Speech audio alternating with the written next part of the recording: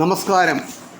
English സാഹിത്യലോകത്തെ പ്രശസ്തരായ മലയാളി എഴുത്തുകാരെ നിങ്ങൾക്ക് പരിചയപ്പെടുത്തുകയാണ്.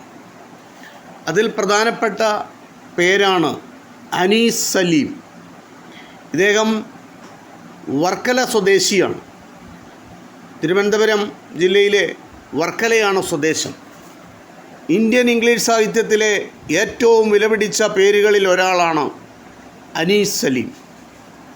2013 ദ ഹിന്ദു സാഹിത്യ പുരസ്കാരം നേടിയ വ്യക്തിയാണ് വർക്കല സ്വദേശിയായ അനീസ് സലീം.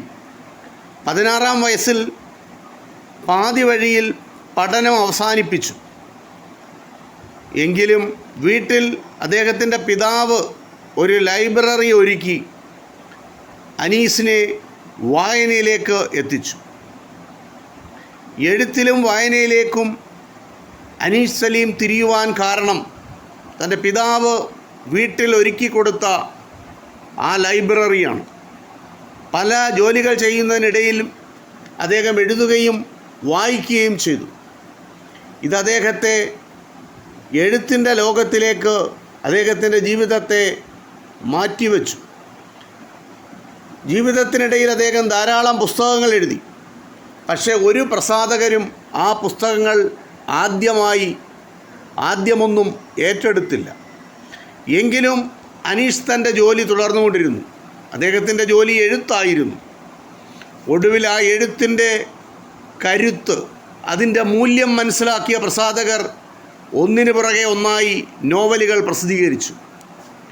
ഇതാ Vicks mango tree, tales from a vending machine, vanity ball, vanity Bagh, the blind's lady's descendants, a small town sea തുടങ്ങിയവ അദ്ദേഹത്തിൻ്റെ പ്രധാന നോവലുകളാണ്.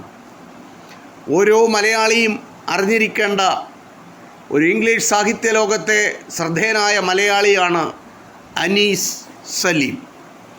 ഇദ്ദേഹത്തെ ഇത്രമാത്രം പറഞ്ഞുകൊണ്ട് ഇദ്ദേഹത്തെ നിങ്ങൾക്ക് പരിചയപ്പെടുത്തുന്നു.